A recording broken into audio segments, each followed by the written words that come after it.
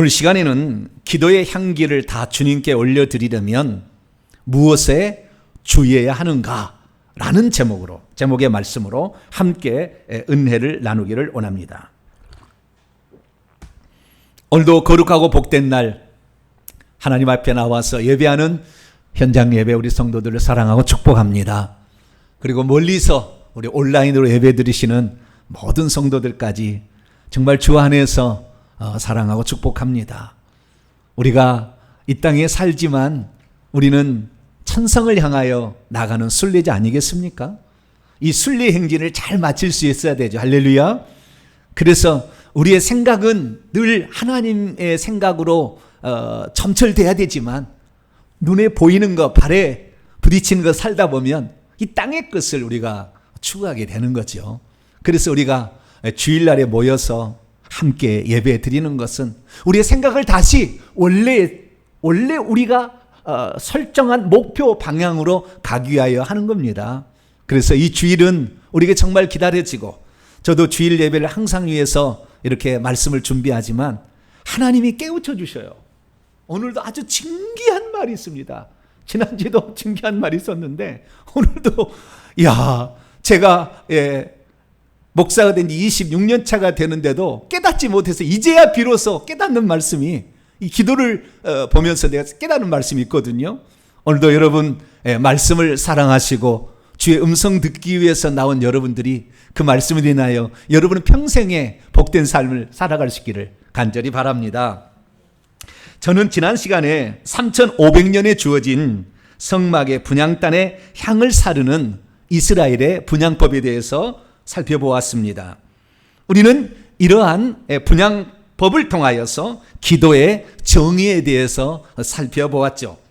그것은 기도가 분향과 아주 밀접한 관련이 있다는 것을 시편 141편 2절 말씀과 그리고 요한계시록의 5장과 8장에 나와 있는 말씀을 통하여 천국에도 이 땅과 똑같이 분향단이 원래 거기에 있었고, 그 다음에 거기에 오늘 배우게 될 7금 촛대도 있는데 그 촛대도 거기에 있고, 그래서 거기에 원래 있던 것을 모세에게 하나님이 보여준 것을 이 땅에 지은 게 성막이거든요. 그렇기 때문에 천국에 있는 그 분향단에서 무슨 일이 일어나고 있는지를 정확히 알아야 이 땅에서 분향단에서 하는 일이 어떤 의미가 있는 것인가를 알 수가 있다는 것이죠. 그래서 지난주에 아주 영적인 비밀을 제가 하나 알려드렸는데요. 우리가 분향하는 거, 대제사장이 이렇게 분향을 한다, 이렇게 말씀을 들었습니다. 그런데 이 대제사장이 분향할 때 하늘에서는 무슨 일이 일어나는 건가? 라는 것이 나왔다는 거죠. 요한계시록 8장 3절에서 5절 말씀 보면 한 다른 천사, 최종적으로 기도를 하나님께 올리는 대천사 같아요. 그러니까 천사장인 것 같은데, 그가 제단 곁에, 천국에 있습니다. 이게 분향단 곁에 서 있었습니다. 그리고 금향로를 가지고 있는데 많은 향들이 그의 손에 주어졌어요. 계속 올라오고 더 높은 계급에 올라와서 이제 요 천사장까지 주어지게 된 거죠. 이는 모든 성도의 기도들과 합하여 보좌 앞에 있는 금 그 분향단에 이게 붓는 것입니다. 거기다가 드리고자 함이라, 건네주고자 함이라. 그때 부어지게 되면 향의 연기가 나서 그 연기가 성도들과 함께, 그러니까 향이 원래 기도인데 천국에서 기도가 안 보이잖아요. 그러니까 향의 모습으로 보여지는 겁니다. 왜? 천국에도 지금 성도들이 그걸 보고 있으니까. 그래서 성도의 기도와 함께 그 기도들이 천사의 손으로부터 하나님 앞으로 올라갑니다. 그러면 하나님께서 그 기도를 받으시고 천사가 다시 그 기도응답을 받고 와가지고 향로에다가 그 제단에 불을 담아다가 땅에다 던지면 어떤 일이 일어나는 거죠. 기도응답이 이제 벌어진다라는 사실을 말해주고 있습니다. 우리가 여기에서 살펴본 놀라운 사실은 우리의 어떤 기도라도 하나도 땅에 떨어지지 않고 사실은 하늘의 분향까지 다 가는 거예요. 올라가지 천사가 중간에 자기가 차단하지는 않는다 그 말이에요. 천사는 종이기 때문에. 그래서 어떤 사람은 우리의 기도가 땅에 떨어지지 않게 기도한다. 물론 궁극적으로는 맞는 얘기지만 가다가 떨어질 일은 없는 거예요. 사단이 막고 천사가 막아서 못 올라갈 수는 있어도 땅에 떨어지지 않고 그 기도는 반드시 어디 하나님의 분향 땅에 올라가는 거죠. 근데 그 분향 땅에다 그걸 부어지게 되면 어떤 것은 타서 없어져 버려요. 하나님 앞에 합당하지 않은 것은. 그러나 어떤 것은 하나님 앞에 올라가는 것이 있다 그죠. 그것만 천사가 다시 받들어서 아버지 앞에 드리게 되면 하나님 그 기도를 들으시고 응답하신다라는 것입니다. 그래서 우리는 기도란 무엇인가? 천국의 분향단에 자기의 소원을 아래서 결국에 분향단에서 그 향이 살라지는 것. 그래서 종국적으로는 향기가 되어 하나님의 코에까지 들어갈 수 있도록 그렇게 하는 것, 이것이 기도라라는 것을 우리가 지난 시간에 배우게 됐습니다. 뿐만 아니라 지난 시간에 알게 된 또 하나의 사실은 뭐였냐면 이 지성소에 있는 그 분향단, 그것을 우리는 지성소에 있지 않다고 생각하고 어디에 있었다? 성소에 있었다고 생각했다는 겁니다. 과거에 우리가 성막을 배우게 될 때는 동쪽에 출입문이 있는데 그 출입문을 지나 번제단에서 번제를 드리고 물두멍에 가서 대제사장이 손을 씻고 몸을 씻는 다음에 그 다음에 첫 번째 집이 있는데 집이 그 두 칸으로 돼 있어요. 앞에가 직사각형으로 좀 두 배가 있고 뒤에는 한 배인데요. 그렇게 해서 두 배 안에 들어가게 되면 오른쪽에 땅이 있고 상이 떡상이 있고 왼쪽에 등잔대가 있고 한 가운데가 둘째 회장으로 막혀 있는데 그 앞에 분향단이 있다라고 생각했고 둘째 회장을 건너서 언약궤가 있다고 생각을 했다 그 말이죠. 그것을 실제적인 모습으로 보면은 첫 번째 휘장, 보라색 휘장을 지나서 그 안에 오른쪽에 떡상, 왼쪽에 금 등대, 그 다음에 둘째 휘장 앞에 이 향단이 있다고 생각을 했는데 이것은 나중에 변형된 거예요. 원래 그렇지는 않았습니다. 그러면은 이것을 누가 하느냐? 대제사장이 한다고 되어 있기 때문에 그렇습니다. 자, 무슨 말이냐면 예전에 우리는 성막을 공부하게 되면 항상 분향단은 성소의 둘째 휘장, 우리가 이제 나가는 입장에서 보면은 그 둘째 휘장 앞에 있다라고 생각을 했는데 성경에 처음으로 하나님이 지시하실 때에 성막을 지으라고 지시하실 때나 이것은 모세가 하나님으로부터 보여준 것을 따라 지은 것이고 두 번째 또한 다윗이 설계도를 받아가지고 드디어 성막을 성전으로 만들기로 하는데 피를 많이 흘려서 그의 아들 솔로몬이 성전을 짓게 했는데 솔로몬의 성전에 있었어도 그 분향단은 다 지성소에 있었다가 아예 나와요. 성경에 아예 나옵니다.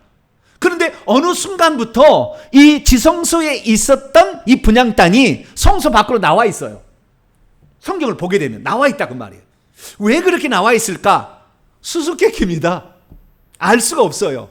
근데 제 나름대로 생각을 해봤는데 그것은 이런 거예요. 성막에 있던 분향단이, 성막에 지성소에 있던 분향단이 밖으로 나와서 둘째 회장 앞으로 그냥 이렇게 성소로 나오게 된 이유는 레위기 10장에 보면 그 아론의 두 아들 나답과 아비후가 있었는데 나답과 아비후가 그 향단의 향을 사르는데 번제단에 불을 사용하는 지시하는 명령을 따르지 아니하고 다른 불을 사용하다가 즉사해서 죽어요.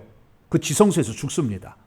그러자 외삼촌들이 그걸 끄집어내거든요. 들어가서 제사장들이 이제 끄집어내는데 삼촌들이 끄집어내죠. 이 끄집어내는 장면이 나오는데 그 사건을 통해서 아마 분향단을 맨날 들어갔다가 죽어나가니까 아마 꺼내놓지 않았을까. 그래서 성소에 있지 않았을까 추정해보는 것이고 또 솔로몬이 지은 것도 그게 있다가는 맨날 갔다가 죽어나갈 수 있으니까 이렇게 밖으로 빼놓은 것이 아닐까라는 추정은 해봅니다. 그러나 그런 경우는 거의 없는 일이었습니다. 역사상. 그것은 하나의 표징으로 그렇게 했을 뿐이지 그런 일은 많지 않은 일이에요. 그래서 우리가 이 지성소는 원래는 분향단이 지성소에 있었다라는 사실을 지난주에 살펴봤고요. 그렇기 때문에 원래 분향단에서 향을 사르는 일은 대제사장만 하는 일이었다라는 사실을 살펴보았습니다. 그렇기 때문에 우리가 기도한다면 지금도 우리가 대제사장이 직무를 수행하는 것으로 하나님은 우리를 인정해 주신다는 것이고 그 다음에 대제사장이 죽지 않기 위해서는 거기서 기도의 향을 살라서 연기가 그 지성소의 속죄소를 덮게 되면 죽지 않는다 했기 때문에 우리의 기도가 우리가 비록 죄인이어도 하나님께 기도할 때만큼은 우리를 죽이지 아니하고 살려주셔서 오늘도 불신자들이 큰 죄를 지었는데도 하나님을 찾게 될 때 죽지 않고 그 기도가 하나님께 올라가게 되는 것은 그런 기도는 하나님의 크신 긍휼이 있다. 죄를 지어도 용서해 주시고 그 죄를 묻지 아니하신다. 그 순간에는 그렇다는 거예요. 그래서 우리가 그 사실을 살펴보았습니다. 그래서 우리가 비록 죄를 지은 상태에서 기도한다 할지라도 주님은 눈 감아주신 은혜의 장소가 바로 분향단이었다라는 사실을 살펴봤습니다. 오늘은 지난주에 이어서 우리가 드린 기도가 어떻게 하면 천국에 있는 분향단에서 그것이 그냥 없어져 버리지 않냐고, 연기처럼 사라지지 않냐고, 향기가 되어서 하나님의 코에, 하나님에게 직접적으로 그게 올라가는 완전한 기도가, 완전하게 올라가는 큰 기도가 될 수 있는지를 한번 살펴보려고 합니다. 만약 오늘 우리가 주신 말씀에 주목한다면 우리의 모든 기도는 하나도 없어지지 아니하고 하나님 앞에 다 상달되어서 그 기도가 응답되는 놀라운 축복이 있을 텐데, 우리 성도들은 그 축복의 주인공이 될 수 있게 되기를 간절히 바랍니다. 자, 그럼 오늘 본문 말씀은 어떤 말씀일까요? 하나님께서 대제사장인 아론더러 향을 사를 때는 무엇에 주의하는지 주의사항을 일러주셨다라고 하는 그런 말씀입니다. 왜 하나님은 향을 사르기 전에 먼저 해야 할 일로 등잔대의 불을 점검하고 난 후에 향을 사르라고 했을까요? 왜 향을 아침 저녁으로 피워서 향을 끊어지지 않게 계속 태우라고 하셨던 것일까요? 또한 하나님께서 명하지 않는 다른 향을 왜 분향단에서는 사르지 말아야 한다고 말씀하신 것일까요? 또한 번제단에서 해야 할 일을 왜 향단에서는 하지 말아야 한다고 그렇게 말씀하셨을까요? 그리고 향단불도 1년에 한 번은 반드시 속죄를 하라라고 그렇게 말씀을 하셨던 것일까요? 오늘날 우리가 예수 그리스도를 영접하면 하나님의 자녀가 되고, 하나님의 자녀가 되면 하나님 아버지께 기도할 수 있는 권한이 주어지게 되죠. 그러나 처음 시작할 때는 다 죄인입니다. 그러나 처음 시작하지만 그래서 하나님을 아버지로 모신 사람들은 기도를 할 수가 있는데, 우리가 기도를 해봅니다마는 우리의 모든 기도가 다 하나님 앞에 상달되지 아니하고 상달되지 않은 기도도 있다는 거죠. 그러면 대체 우리가 어떻게 기도를 하면은 우리의 기도가 다 하나님께 향기되어 하나님께 전달되는 그 기도가 될 수 있을까요? 오늘 본문 말씀은 BC 1446년경 모세가 애굽에 있는 이스라엘 민족의 포로된 민족을 이끌고 나와서 3개월 만에 시내산 아래 시내 광야에 도착하게 되고, 거기에 있을 때에 시내산에 불려 나가서 십계명을 받게 되고 하나님의 백성들이 법도를 배운 거죠. 그리고 나서 그 법도에 따라서 죄를 짓게 되면 어떻게 용서받는지를 성막법을 가르쳐 줍니다. 그래서 하늘에 있는 식양대로 그대로 이 땅에 지어서 제사를 드리고 기도를 하게 된다면 너희의 죄가 용서를 받을 것이다 라는 것을 가르쳐 줬다는 거죠. 그래서 모세가 드디어 그 법대로 성막을 짓게 되는데, 성막을 지어서 완성하는 날이 출애굽한지 딱 1년 되던 해에 출애굽기 40장에 보면 그 성막을 짓게 되는 것을 보게 됩니다. 그리고 드디어 번제단에서 제사를 드리고 그 다음에 성막 안에 들어가 가지고 거기에서 떡상의 떡을 진설하고, 먼저는 금등대에 불을 밝히고 떡상의 떡을 진설하고 향단에 불을 밝히고 그 다음 지성소에 또 피를 뿌리고 이렇게 해서 첫 번째 제사를 잘 드리게 되죠. 그래서 우리가 모세가 이 성막을 지었고 그 성막에 따라서 하는 일들이 있었다라는 것을 살펴보았습니다. 그런데 우리가 여기서 알 수 있는 것은 제사장은 그 성막 안으로 들어간다는 것이고, 성소까지, 대제사장은 지성소 안에까지 들어간다는 거예요. 그런데 원래 분향단은 지성소에 있었기 때문에 제사장이 대제사장만 할 수 있는 일을 처음에는 안 했고 대제사장으로서만 했다는 거예요. 그런데 나중에 시간이 지나다 보니까 그의 아론과 그의 후손들이 하라고 그랬는데 사람들이 많아지니까 이제는 그 중에서 하나님을 선별해서 대제사장으로 세웁니다.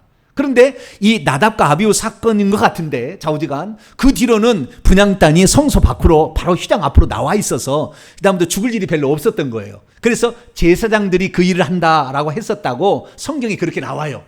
그래서 나중에는 제사장들이 하는 일로, 대제사장이 꼭 하는 일이 아닌 것으로 했지만 처음에는 대제사장이 했다는 겁니다. 그래서 이 대제사장이 하는 일은 뭐냐? 그 분향단에 가서 향을 사르는 일과 그 다음에 속죄소 위에 속죄일 제사를 드리는 일은 오직 대제사장만은 많이 하는 고유한 권한이었다는 겁니다. 그래서 우리는 이 기도를 드리는 일은 우리가 엄청난 귀한 일을 하고 아무나 할 수 없는 일을 하고 있다는 것을 꼭 믿으시기 바랍니다. 그래서 정말 중요한 일을 감당한다 생각하시면 되겠습니다. 문제는 뭐냐? 대제사장이 그 분향단에 가서 향을 사를 때 주의할 사항을 몇 개를 알려주셨다는 거예요. 그것은 이 대제사장이 그때 주의할 일을 통하여 우리의 기도가 어떻게 하면 다 하나도 거기에서 분향단에서 사라지지 아니하고 하나님께 향기되어 올라가는 기도인가를 이 주의할 사항을 지키면 된다라는 걸 가르쳐 줬다는 거죠. 그래서 오늘 그 주의할 사항이 6가지가 나옵니다. 그래서 내가 간단하게는 풀어서 제가 간단한 정리를 해드리겠습니다. 자, 그러면 그 말씀이 무슨 말인지 벌써 보죠. 6가지가 나오는데 그 중에서 7절에서 8절 말씀에 3가지가 나오고 9절에서 10절 말씀이 3가지가 나옵니다. 7절에서 8절까지 말씀은 금 등대와 관련이 있어요. 자, 여기 보게 되면 아론이 아침마다 매일 아침 그 분향단 위에 향기로운 향을 사르되 등대에 등불을 손질할 때 살을 찌며 또 저녁 때에 등불들을 켤 때 연기가 올라가게 할 때에 살을 찌니 이 향은 너희가 대대로 여호와 앞에 끊지 못할 것이다. 이렇게 말했고요. 그 다음에 9절부터 10절까지의 이것은 분향단 자체에 관한 일인데요. 여기도 3가지 주의할 사항이 있습니다. 너희는 그 분향단 위에 다른 향을 사르지 말라. 두 번째는 번제나 소제를 드리지 말며 전제에 술을 붓지 말라 했다는 것이고요. 10절 아론은 또 3번째 1년에 한 번씩 이 향단불을 위하여 속죄하되 속죄제의 피로 1년에 한 번씩 너희 대대로 그것 위에서 속죄할지라. 이 제단은 여호와께 지성물이기 때문이다 라고 이렇게 말을 했다는 것입니다. 믿음이 있어도 분향을 할 때는 어떻게 주의할지를 잘 모르면 향을 언제 살라야 할지를 잘 모릅니다. 믿음이 있어도 분향을 할 때 어떻게 주의할지를 잘 모르면 왜 7금 등대에 등불을 손질할 때 그리고 그것을 켤 때에 그리고 나서 분향단으로 가서 향을 사르라고 했는지를 잘 모릅니다. 믿음이 있어도 분향을 할 때는 어떻게 주의할지를 잘 모르면 향은 여호와 앞에 매일 끊임없이 한 번도 쉬지 않고 다 올라야 한다는 것을 잘 모릅니다. 믿음이 있어도 분향을 할 때 어떻게 할지를 주의할지를 모르면 향이 떨어졌거나 더 좋은 향이 있다고 해서 아무 향이나 갖다가 사를 수 없다는 것을 잘 모릅니다. 믿음이 있어도 분향을 할 때 어떻게 주의할지를 잘 모르면 분향단에서 하는 일은 분향단에서만 하는 것이지 번제단에서 하는 일을 분향단에서 할 수도 있습니다. 이건 잘못된 것입니다. 믿음이 있어도 분향할 때 어떻게 주의할지를 잘 모르면 분향단도 더러워지기 때문에 1년에 한 번은 속죄일 때 그 분향단을 속죄한다는 것을 잘 모릅니다. 그러므로 우리 성도들은 기도를 하게 될 때, 분향할 때 하나님께서 주의해야 할 사항들을 정확히 인지함으로 우리의 기도가 분향단까지 올라가는데 그치는 것이 아니라 거기에서 하나님 보좌에 앉아 계신 하나님께까지 올라가는 그 기도를 들으시는 복된 성도가 되길 축원합니다. 자, 그러면 우리는 어떻게 해야 그곳까지 올라가는 그 기도를 잘 할 수 있을까요? 우리는 여기에서 우리가 한 가지 매우 중요한 사실을 발견해야 되는데 향을 사를 때 대제사장이 그 일을 왜 하게 했느냐 이거예요. 그것은 결국에 우리 주 예수 그리스도의 대제사장 되심을 이 땅의 성막의 대장이 하도록 모형으로 가르쳐줬다는 것을 인식할 필요가 있다는 겁니다. 그러니까 우리는 그렇게 얘기하지 않습니까? 우리가 보통 평소에 이렇게 얘기해요. 우리가 기도를 잘 할 줄 몰라도 성령이 말할 수 없는 탄식으로 우리의 기도를 위하여 간구하시고 연약함을 아시기 때문에 또 예수님 보좌 우편에서 우리를 위해서 중보해 주신다는 말씀이 있기 때문에 그런데 그 말씀은 대체 무슨 말일까? 저도 사실 이번에 이 설교 준비하면서 알았어요. 성령이 이렇게 깨닫게 해서 알았어요. 어떤 추석책도 나오지 않아요. 그렇게만 알고 있었죠. 우리의 기도를 도우신다 라고 얘기했는데 우리의 기도를 도우신다는 말이 성령과 그리스도가 우리의 기도를 도우신다는 말의 의미를 몰랐는데 이 대제사장이라는 의미가 뭔지를 비로소 알게 된 거예요. 그 의미가 뭐냐면 이런 것입니다. 자, 이스라엘의 대제사장은 아론과 그의 후손들이 할 수 있다고 그랬잖아요. 그런데 아론의 그의 아들 나답과 아비후는 잘못해가지고 즉사해서 죽었어요. 다시 말해서 대제사장이 흠이 있는 자였다는 거잖아요.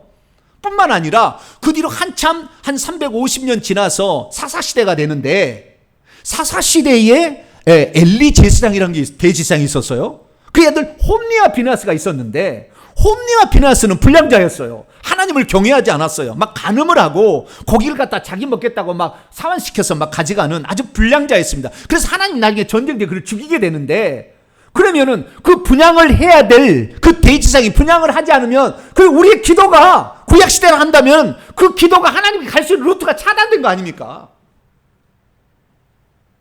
그래서 대제사장이 훌륭한 대제사장이었으면 참 좋았을 텐데, 대제사장이 훌륭한 대제사장이 아니면 그때는 아주 암흑기인 거죠. 기도 응답이 안 되는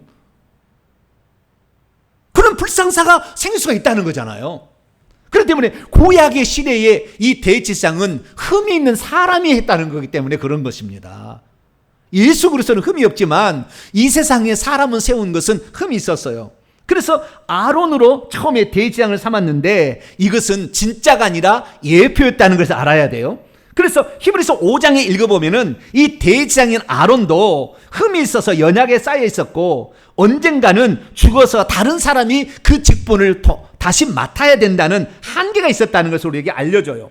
그렇기 때문에 자신의 죄가 있어서 대제사장 직무를 수행하지 못하면 큰일이니까 대제사장이 지성소에 들어갈 때마다 먼저 자기를 위한 속죄제를 먼저 드려야 했습니다.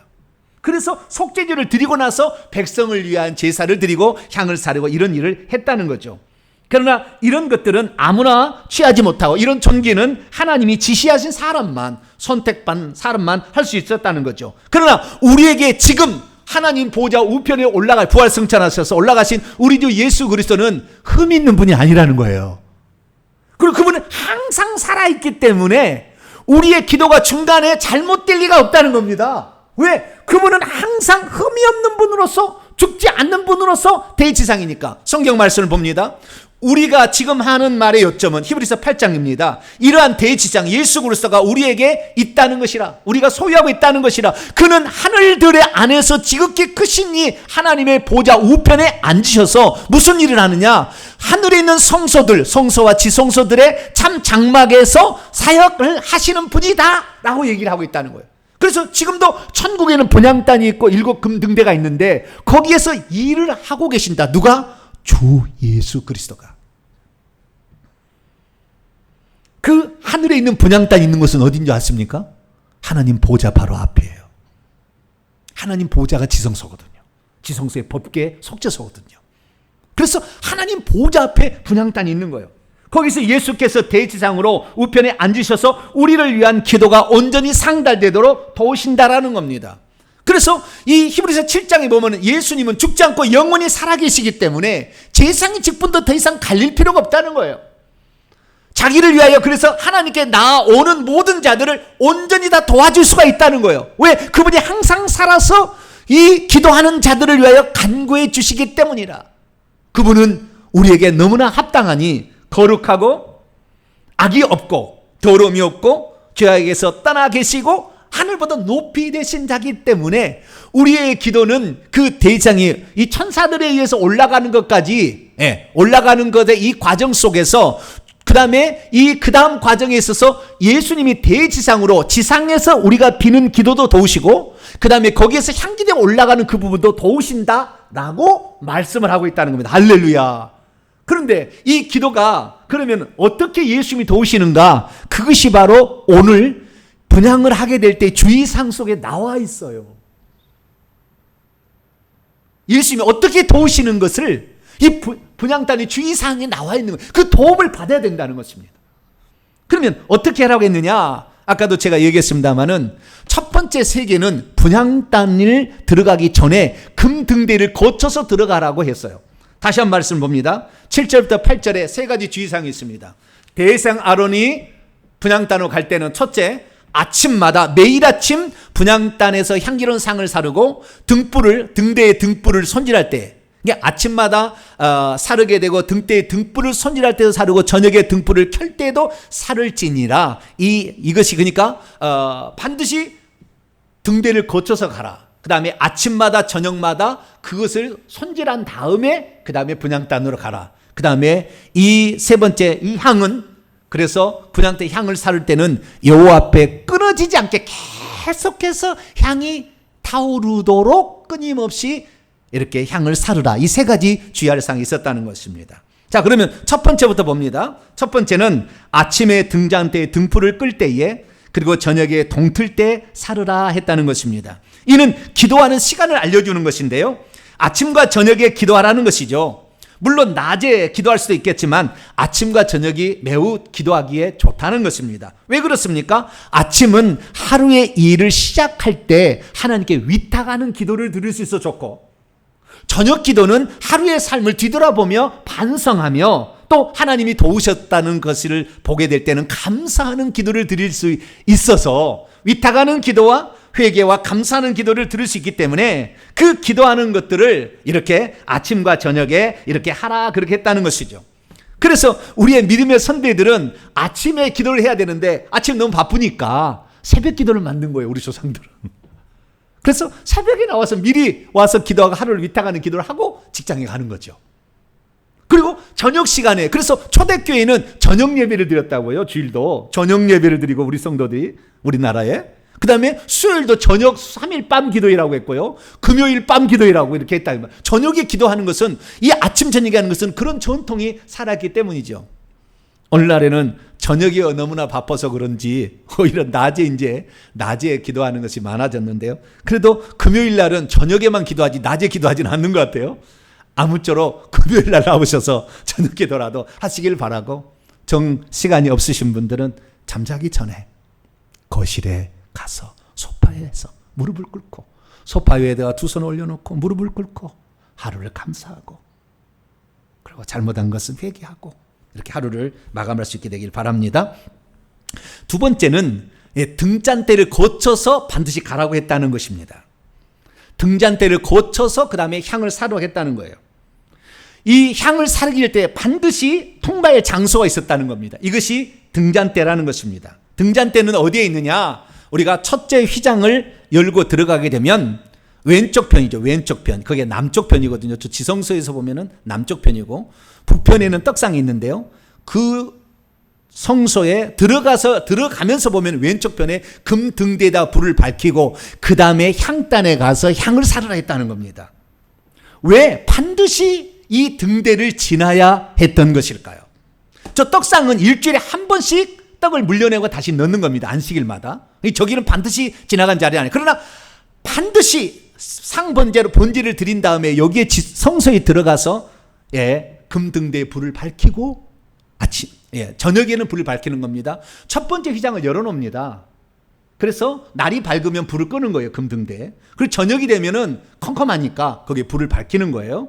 그래서 항상 성소 안이 밝게 한 다음에 향을 사르라 했다는 거예요. 이게 아주 키포인트입니다. 낮에는 태양빛에 의해서 환하고 첫 번째 휘장을 걷어놓으니까, 저녁에는 컴컴하니까 불을 켜서 여기에다가 향을 사르라는 거예요. 그런데 그 아침에 들어와서 불을 끌 때는 심지가 다 탔는가 살펴보아가지고, 심지가 탔으면은 심지를 바꾸거나 아니면 잘라내고 이렇게 한다는 것이고요. 저녁에 와서 향을 사르기 전에는 기름이 다 떨어졌나 보고 기름을 보충해서 이렇게 사르라고 했다는 것입니다. 그러면 이 일곱 금 등대, 이 금 등잔이 무엇을 가리키는 것일까요? 성경은 정확히 얘기합니다. 우리는 요한계시록을 통하여 이 등대의 의미가 뭔지를 모르는데요. 제사장이 저렇게 들어가서 등대에다가 촛대 7개죠. 한가운데 하나 있고 양쪽으로 3개씩 가지가 쳐 있기 때문에 이 7개에다가 향을 사르게 되는 거죠. 그런데 이 등대가 뭐냐? 요한계시록 해석을 해줘요. 하늘의 장면을 소개해 주는 거니까. 뭐라고 얘기해야 되냐? 하나님 보좌 앞에 7 등불 켠 것이 있는데 이것은 하나님의 7 영이라. 이것은 이 땅에 보내의짐을 받은 하나님의 완전한 성령을 가리키는 표현입니다. 그런데 이 성령을 예수님 뭐라고 했느냐? 일찍 죽임을 당한 어린 양의 눈들이 7개가 있는데 이 눈들이 온 땅에 보내심을 받은 하나님의 성령이라 라고 이렇게 말했다는 거예요. 그러니까 곧 예수 그리스도를 대신하여 성령이 오신 거예요. 이게 성령과 예수님은 끊을래야 끊을 수가 없는 관계라 이겁니다. 그래서 특별히 구분해서 얘기한다면 그 등대 있잖아요. 등대의 등잔에 그 기름과 이 불 자체는 성령을 상징하게 되고, 이것이 비추게 될 때 그 안을 환하게 비춰야만이 반드시 분향대로 가라 했거든요. 이 비추게 될 때에는 이것이 빛으로 드러날 거 아닙니까? 그래서 빛으로 드러나게 돼서 환하게 비칠 때는 예수님인 거예요. 왜냐하면 성경이 그렇게 얘기를 하고 있지 않습니까? 참빛 곧 세상에 와서 각 사람에게 비추는 빛이 있었나니, 예수께서 말씀하시되 나는 세상의 빛이다. 나를 따르는 자는 어둠에 다니지 아니하고 생명의 빛을 얻는다. 이렇게 얘기했다는 거예요. 그래서 등불은 성령을 상징하고 등불의 빛은 예수님을 가리키고 있다는 것을 알 수가 있죠. 그래서 우리는 분향단에 가서 향을 사르기 전에 성령의 빛비춤의 환한 아래서 해야지, 어둠 가운데에서 분향단의 향을 사르지 말라는 것입니다. 이것이 가장 중요한 키포인트인 거예요. 왜 그렇습니까? 우리가 지금 더러운 어둠 안에 속해가지고 어두운 일도 더러운 죄를 많이 가지고 있는데 그것을 맨날 올려버려봤자 분향단에서 없어져 버리는 거기 때문에, 먼저 이 땅에 기도하게 될 때 성령께서 너 그런 기도는 하나님이 안 받으셔, 이 기도를 해야 돼 라고 성령이 우리에게 깨우쳐 주시고, 어둠 가운데 있는 것을 주님이 빛을 비춰주셔서 우리를 깨닫게 하심으로 말미암아 우리가 아하, 이런 기도는 안 들어주시겠구나 생각할 때는 기도를 하다가도 바꿔야 한다는 거예요. 특별히 이 금등대는 금으로만 지었어요. 다른 것들은 금으로 안 짓고 조각목에다가 합쳐야 했는데, 오직 금등대만은 이 지성소 성소 안에서 한 가지만은 사이즈 크기도 정해지지 않았고, 특별한 겁니다. 어떻게 크게 하나 적게 하는지 규정되어 있지 않았고, 순전히 순금으로 만들려고 했거든요. 순금이라는 것은 하나님의 신성한 본성만 의미합니다. 그래서 믿음의 분량이 더 클수록 성령과 그리스도의 조명하심을 더 많이 받는 것이고, 믿음의 분량이 적으면 적게 하는 거예요. 그러나 그것을 하나님이 정하시지 않고 하는 것은 뭐냐? 성경은 이렇게 말하는 거예요. 어떻게 말하는 거냐? 한 가지 구절이 빠졌네요. 제가 이렇게 빠뜨렸는데, 여기는 뭐가 나오냐면 로마서 8장 26절을 보면 이와 같이 성령도 우리의 연약함을 도우시나니 우리는 마땅히 기도할 바를 알지 못하나 오직 성령이 친히 말할 수 없는 탄식으로 우리를 위하여 친히 중보하시기 때문이다. 언제요? 우리가 이 지상에 기도하게 될 때에, 그때 성령에 민감하면 성령께서 우리의 기도를 아야야, 그 기도는 아니야, 그 기도 이렇게 바꿔, 그 기도를 이렇게 드려야 돼, 그래 하나님이 상달되라고 성령께서 우리의 연약함을 도우셔서 탄식함으로 신음하심으로 우리에게 호소를 해 주신다는 거예요. 그래서 반드시 금등대를 통과하는 것입니다. 그래서 우리가 금등대를 통과하는데, 우리가 세상에 살면서 예수님의 그 빛비춤을 받지 못해가지고 어둠 가운데 걸어가면서 늘 죄를 짓는 상태에서 기도를 하고, 그 죄를 가진 상태에서 기도를 하거나 어둠 가운데 있는 어둠의 요소들을 우리가 기도한다면 그 기도가 결국에 하나님께 상달이 안 되니까, 예수 그리스도께서도 너희들이 어둠 가운데 있느냐? 그러면 빨리 그것을 벗어버리고 회개하고 그리고 나한테 와서 기도하라 라고 예수님께서 우리에게 가르쳐 준다는 것입니다. 그래서 저와 여러분은 예수님과 성령의 빛비춤 아래서 기도할 수 있게 되기를 축원합니다. 이것이 예수님의 대제사장 직무를 수행하는 것이라 라고 말할 수가 있게 되는 것이죠. 그리고 세 번째는 이 향은 대대로 끊지 말라. 8절에 그렇게 말하고 있습니다. 대대로 끝까지. 그리고 끊지 말라는 동사가 아니고 타미드라는 부사어인데요, 이것은 지속적으로, 규칙적으로, 영구적으로 끝없이 향을 사르라라는 그런 말입니다. 그래서 우리의 기도는 오늘 많이 해서 내일은 그냥 안 하고, 한 달을 안 하고 그렇게 사는 게 아니라, 우리의 기도는 끊임없이 아침 저녁으로 최소한 이렇게 기도할 수 있기를 바랍니다. 그래서 사도 바울도 쉬지 말고 기도하라, 기도를 계속하고 기도의 감사함으로 깨어 있어라, 그렇게 얘기를 하셨고, 바울도 디모데를 향하여 내가 밤낮 간구하며 쉬지 않고 너를 위하여 하나님께 기도하고 있다 라고 이렇게 얘기를 했다는 것입니다. 여러분, 기도를 쉬지 않고 하시기를 축원합니다.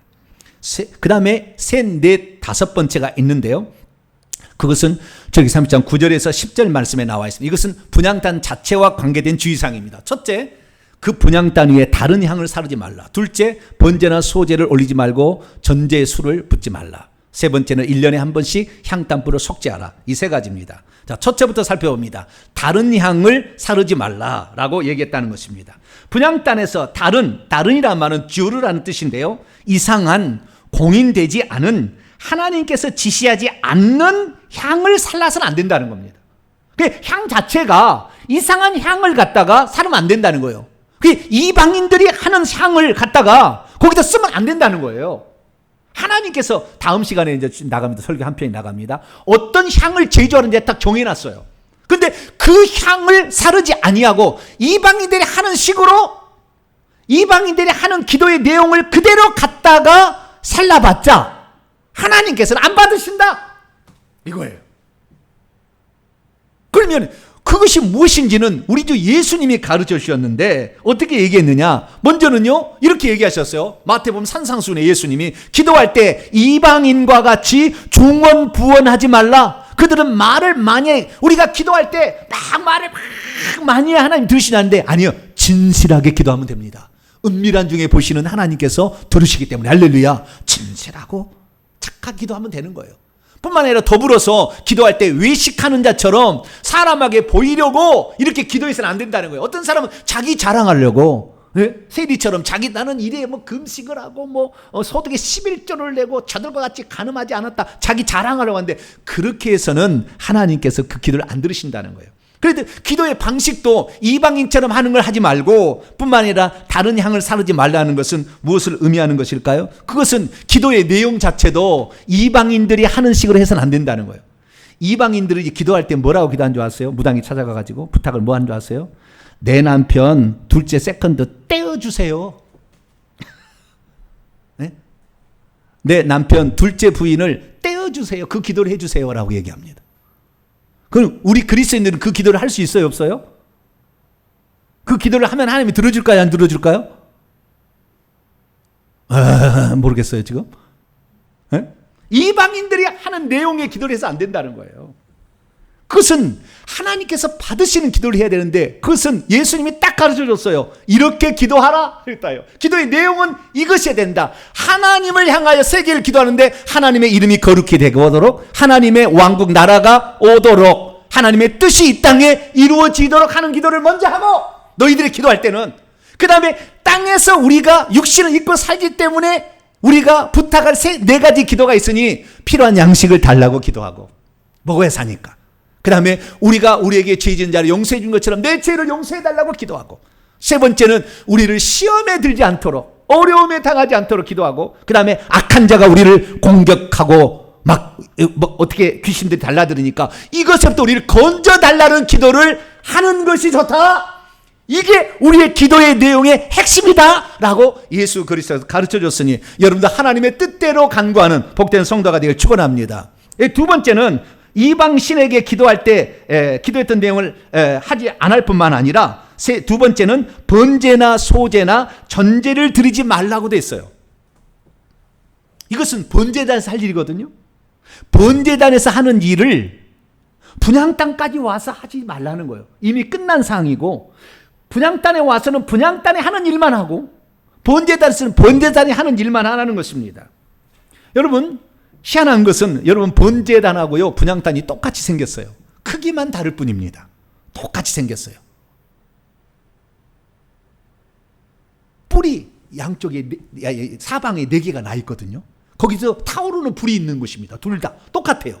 그런데 이 번제단에서는 우리가 제사를 드릴 때 희생제물을 태울 때 거기서 하는 것이고, 희생제물을 태우는 장소는 번제단이지만 이 분향단은 기도의 향을 사르는 것이기 때문에 다르다는 것입니다. 그래서 기도 말고 다른 일, 기도할 때는 다른 잡생각하지 말고 기도에 집중하라는 것입니다. 늘 잡생각 하다 가는 거잖아요. 그러면 그 기도가 하나님 앞에 올라가긴 올라간다 할지라도 결국에 향기대에 못 올라간다는 것을 우리에게 말해주고 있는 것입니다. 여러분, 기도할 때는 기도에만 집중하시길 바랍니다. 그리고 마지막으로 1년에 대속죄일이 되면 1년에 한 번씩은 그 분향단의 뿔들을 피를 바르고 피를 뿌려가지고 거기에다가 속죄를 하라 이렇게 얘기했습니다. 뿔은 힘과 권세를 상징한다겠죠. 다시 말해 우리가 기도를 해가지고 어느 날 우리 기도 중에서도 권세 있는 기도, 명령하는 기도를 하지 않습니까? 예수 이름으로 뭐 물러가라, 뿔을 위해 권세 있는 기도를 하게 되는데 그 기도를 잘못된 기도를 썼다면 그 잘못을 용서해 달라고. 그러니까 우리가 드린 기도가 다 온전치 않지 않습니까? 때로는.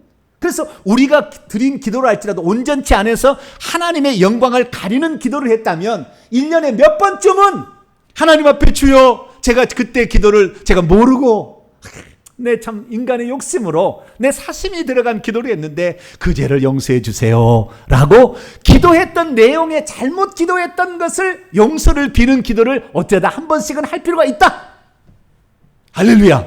네, 이것이 바로 6가지 사항입니다.